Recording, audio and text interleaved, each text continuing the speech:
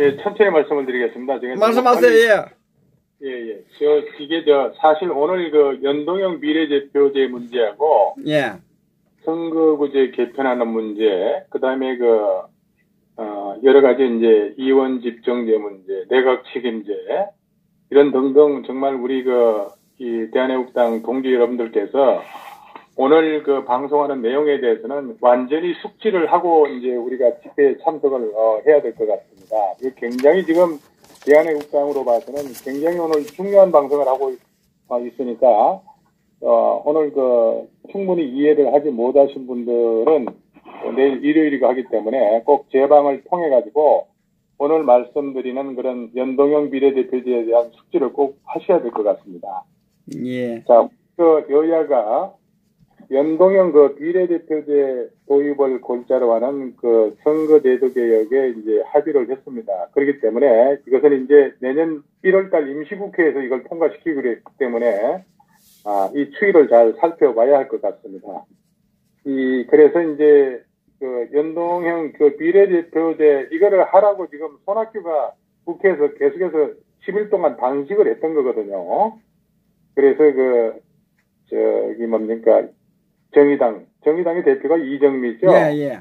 그래서 이 손학규하고 같이 이제 오늘 이 청와대가 이제 여야 합의하고 청와대하고 이 합의를 하는 바람에 손학규가 오늘 단식을 풀었습니다. 그래서 이 국민과 정치계의 뜻을 생각해서 단식을 풀겠다 이렇게 얘기를 한 것 같아요. 그래서 더불당하고 자한당하고 바미당, 민평당, 정의당 이렇게 해서 여야 5당 이 원내대표가 오늘 전격적으로 이 국회에 회동을 해가지고 또 긴급 기자회견을 통해 가지고 소위 선거제도 개편안에 대해서 이 합의문을 갖다가 오늘 발표를 한 겁니다.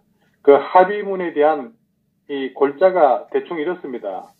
연동형 비례대표제를 이제 위해 가지고 구체적 방안을 갖다가 적극적으로 검토하기로 했다는 거하고, 그 다음에 이 비례대표제 확대하고 비례 지역구 의석 비율하고, 그 다음에 의원 정수, 이 지역구 의원 선출 방식에 대해서 이제 소위 정계 특위 합의에 이제 따른다 이렇게 이제 합의를 했습니다.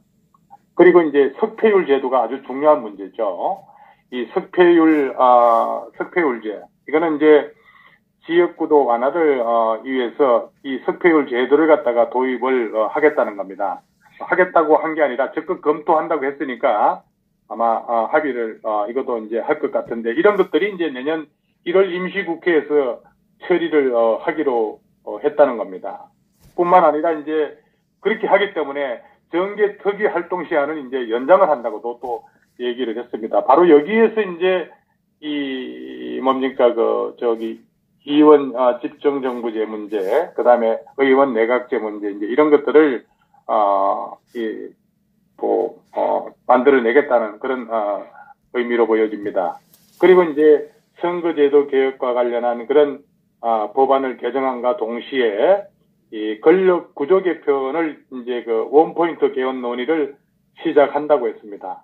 자, 우리 시청자 여러분, 자, 본론에 들어가서 연동형 비례대표제라고 하는 게 뭐냐? 연동형 비례대표제라고 하는 거 좀 잘 들어보십시오. 제가 말씀드리는 게 혹시 이견이 있으시면은 이렇게 댓글로 달아주시면은 제가 이 추가 답변을 드리도록 하겠습니다. 이 연동형 비례대표제 이거 간단합니다.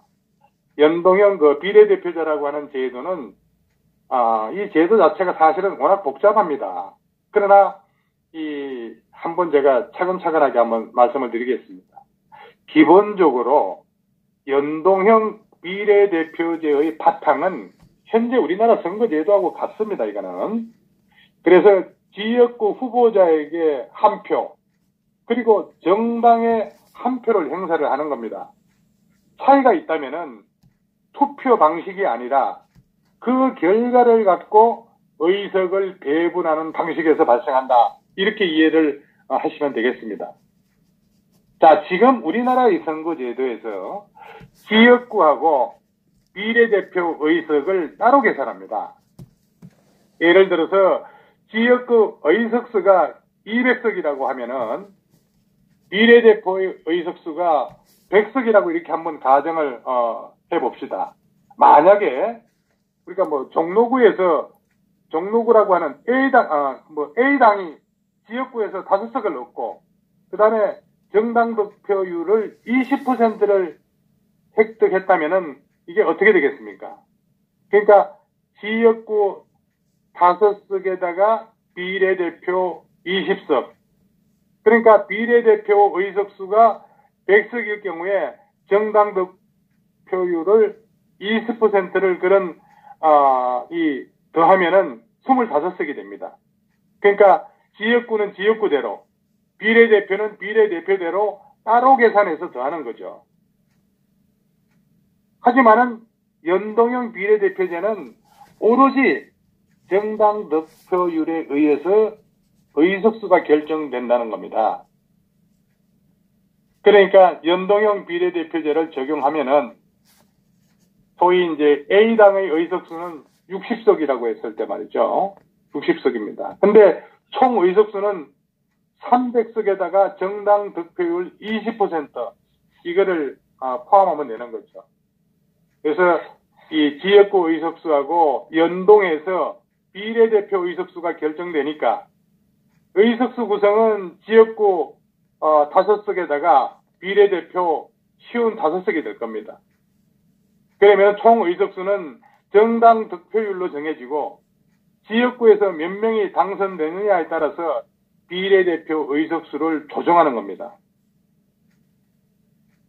자, 그렇다면은 이 연동형 비례대표제의 특징이 뭐냐 하면은 이 연동형 비례대표제의 특징, 다시 말해서 장점이라고 하게 되면은 최대 장점이라고 하는 것은 소위 이제 이 선거쟁이들이 하는 말은 사표를 최소화하는 겁니다. 사표를 최소화하는 거. 그러니까 소선구제 하에서 버려지는 표가 많을 수밖에 없죠. 그죠? 그러니까 당선자가 단 한 명뿐이므로 소선구제니까요. 당선자 이외의 후보에게 투표한 그런 유권자의 뜻은 전혀 반영되지 않습니다. 반면에 정당 득표율이 곧 의석수로 연결되는 그런 연동형 비례대표제에서는 의미 없이 사라지는 표가 없겠죠, 이제요. 그게 이제 줄어든다는 겁니다. 그러니까 정당이 받은 표의 비례에서 의석수가 결정되니까 유권자의 한 표 한 표가 모두 의미 있게 쓰이게 된다. 이렇게 이제 얘기할 수가 있겠죠. 그러니까 이거는 어떻게 보게 되면은 아까 우리 포 선생님도 말씀을 하셨습니다마는 대한애국당 같은 경우는 좋은 기회일 수가 있다라는 겁니다. 그러니까 다당제가 존속하기에 아주 유리한 측면이 있다. 이렇게 말씀드릴 수가 있습니다. 앞서 제가 말씀드린 대로 이런 사표, 회피 심리가 사라지는 데다가 정당 지지율이 곧 의석수로 변환되기 때문에 실질적인 의석수 확대 효과가 있을 겁니다. 그러니까 실제로 국회 이런 입법조사처의 조사를 한 거를 이렇게 살펴보면은 소선구제를 유지하면서 연동형 비례대표제를 도입한다고 가정했을 때 우리가 이제 20대 총선 결과를 대입을 한번 해보게 되면은 20대 총선 결과를 한번 볼 때 더불당이 지금 110석인가요? 이렇게 되고 한국당이 105석, 자한당이 105석이 됐죠.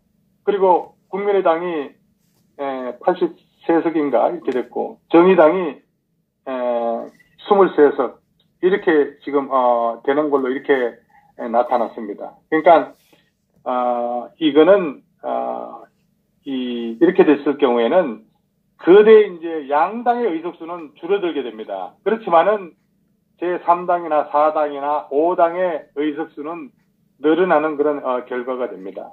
그러다 보니까 이런 바른미래당이나 민평당이나 정의당 이런 데는 연동형 비례대표제 도입에 적극적일 수밖에 없는 거죠. 그래도 그래서 우리 그 대한애국당 같은 경우도 여러 대안을 놓고 봤을 때 연동형 비례대표제 같은 경우는 굳이 상황에 따라서 이렇게 나쁠 수만은 없다 이렇게 볼 수도 있습니다. 그렇지만은 어떤 방법으로도 아마 내일 모레부터 이제 월요일부터는 이 문제로 아주 소용돌이가 아주 치기 시작할 겁니다. 자, 그렇다면 반대로 이 더불당 같은 경우는 지방선거에서 이런 대성을 했기 때문에 이 부분에 대해서 그동안에 아주 소극적인 입장으로 선회를 했었던 거죠. 그러나 자한당 같은 경우는 중대선구제 이런 카드를 만지작 그리고 있을 수도 있습니다. 아마 이 방법으로 또 유턴할 수도 있다고 보는 거죠. 그렇지만은 실제로 이런 것들이 이루어지기까지는 갈 길이 멀어 보입니다. 어쨌든 자 이런 스탠스를 놓고 엊그제 이제 나경원이가 원내대표가 됐는데 정말 속보이는 짓거리를 한 거죠. 나경원이 그럴 줄 알았습니다. 정말 이렇게 빠른 시간 내에 잽싸게 이렇게 움직이는 것을 봤을 때 우리 보수 유권자들을 갖다가 뭘로 보고 말이죠. 이 솔직한 말로 우리 지금 대다수의 국민들은 이 비례대표를 갖다가 없애야 된다고 이렇게 생각을 할 겁니다. 그런데 이놈의 종북 소수 극렬 좌파들 이 국회의원 입성을 위한 그런 선거제도 개혁이라고 볼 수가 있습니다. 그런데 여기에 덜커덕 지금 합의를 해줬는데 이 지금 실타래 같이 이렇게 엉켜 있는 이 수수께끼를 지금 어떻게 풀어가야 될지 우리가 정신 바짝 차리고 살펴봐야 된다 이렇게 생각합니다. 어떻게 지금 대다수의 많은 사람들은 무슨 얼어 죽을 놈의 연동 비례대표자냐 이렇게 생각할 분도 많습니다. 그러나 제가 원론적인 말씀만 드렸지 이 풀어가는 과정에 있어가지고 엄청나게 이제 변수가 있을 겁니다. 그러니까 손학규의 그런 저질 코미디에 속았다 이렇게도 볼 수가 있습니다. 여러 가지 케이스 바이 케이스로 제가 경우의 수를 두면서 제가 말씀을 드리니까 우리 시청 여러분들께서 쭉 판단을 한번 해 보시기 바랍니다. 언제 이 나라가 선거제도가 나빠서 정치판이 개판되었습니까? 사실 지들이 잘못하는 거 생각 안 하고 선거제도를 개혁해야 한다고 이렇게 카메라 앞에서 단식까지 해가면서 생쇼를 한 결과물이 이제 드러난 겁니다. 정말 이 국회의원 300명 가운데 솔직히 밥값 제대로 한 사람이 지금 몇 명이나 있습니까? 예? 이 국회들 중에 지금 대한민국 국회 300명 중에 밥값 제대로 한 사람 몇 명 있습니까? 이 어떻게 보면은 여당보다도 더 여당짓하는 정의당하고 민평당 그리고 이들을 위한 연동형 비례대표제 지금 하려고 하고 있는 겁니다. 이 점에 우리 시청 여러분들은 아주 관심을 가져야 됩니다. 여당이 여당짓 못하고 야당이 야당짓 못하는 것은 국민의 뜻을 거슬리는 겁니다. 또 의원 정수 늘어나는 것은 거품 물고 반대하기 때문입니다. 절대 안 됩니다. 자한당, 바미당 이거 정신 차려야 합니다. 얘들이 무슨 짓을 하겠습니까? 두고 보십시오 한번. 그리고 비례대표 명단은 누가 정합니까? 비례대표 명단. 당권을 거머쥐고 있는 그런 당직자가 정하는 거죠. 유권자가 잘 알지도 못하는 그런 사람이 당선될 수도 있다는 겁니다. 거기다가 석패율제를 갖다가 도입한다고 하면은 결국 명단 상위에 자리 잡은 당 지도자라고 하는 그런 놈들이 낙선의 염려 없이 계속해서 이 국회의원을 할 수도 있다는 겁니다. 진정 민의를 반영하려면은 미국식 상향식 그런 공천제를 도입해야 하지 않을까도 생각해 볼 수가 있습니다. 얘들은 지금 사표 방지라는 그런 명분을 내세웠는데 그렇다면은 대통령제도 손봐야 하지 않겠습니까?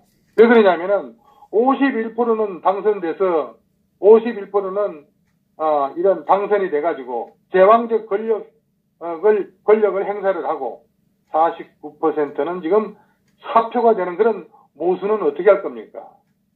그죠? 그렇다면 또 어떤 주장을 할 수가 있냐면은 이거야말로 의원 내각 축제로 바꿔야 하지 않겠나 이렇게 생각하는 사람도 있을 수가 있다는 얘기입니다. 그리고 사실 소선구제라고 하는 것은 과거에 김대중이가 이거를 주장을 해서 관철시켰던 그런 제도입니다. 시청자 여러분, 이 지금 현재 현행 소선구제 이거 김대중이가 주장해서 관철시킨 그런 제도였습니다. 그렇다면은 제도가 문제가 아니라 운영의 묘가 필요한 겁니다. 군소 지금 현재 야사당이 자기네한테 불리해서도 이를 주장했겠습니까? 결국은 강리당략에 따른 것이라고 볼 수 있습니다. 자, 우리 시청자 여러분, 의원수 늘린다고 민의가 정확히 반영된다고 할 수가 있겠습니까?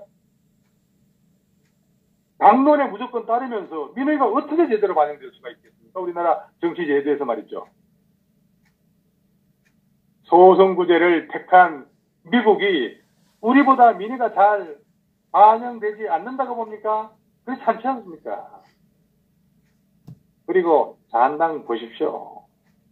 얘들 지금 완전 웰빙 정당입니다. 웰빙 정당.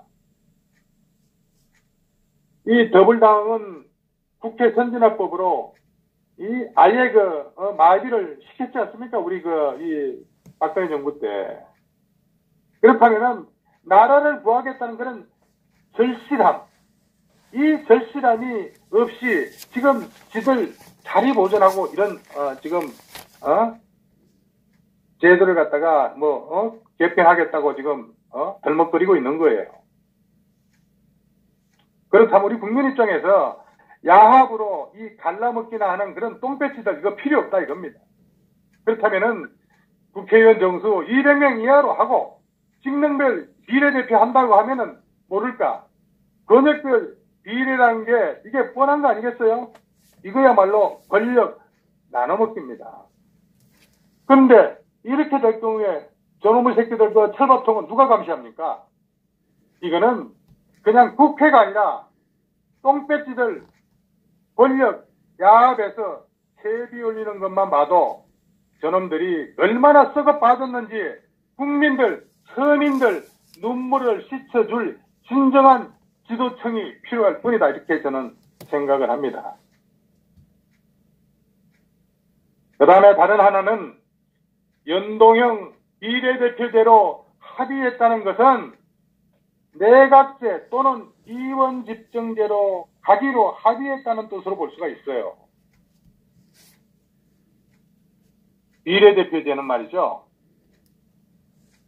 각 당의 보수들이 임명하는 것이나 마찬가지입니다.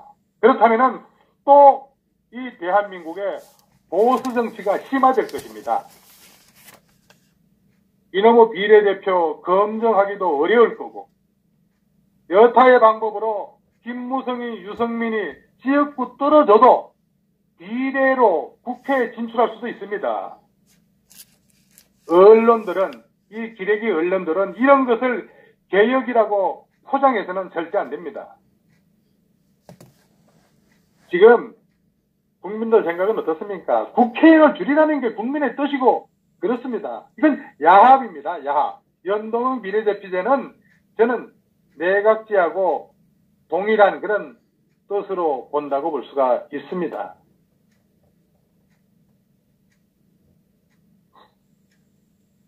제가 열을 올리다 보니까 목이 마르네요. 잠시만 허준 선생님 제가 물 좀 한 컵 또 와서 이어가겠습니다. 지금 12시 31분 지나고 있습니다만은 언제 끝날지 모르겠네요. 잠시만 좀 기다려주세요. 예, 알겠습니다. 이 밤이 새도록 하죠. 자, 물 한잔 하고 커피 한잔 하시기 바랍니다.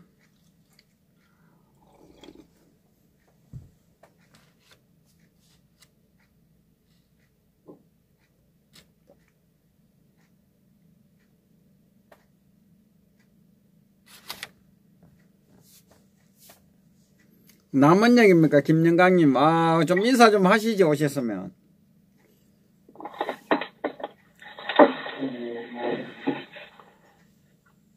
커피라도 대접해 드릴 텐데.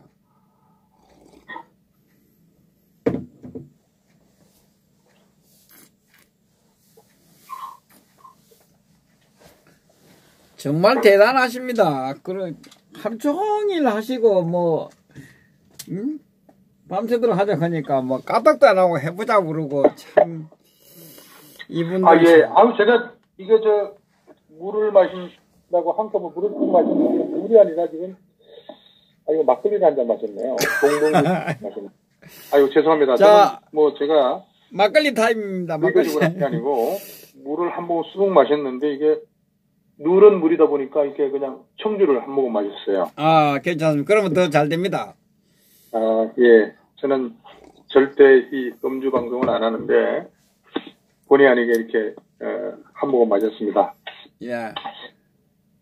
자, 이제, 그리고 뭡니까, 엊그저께, 이원 집정부제에 대해서 이렇게 이제, 국회 헌법개정특별위원회가 이제 이 전체 회의를 열어가지고 잠깐요. 이혼 집중제 하실 건가요? 뭐 여러 가지 이혼 집정제 그다음에 일단 한 개를 자를게요.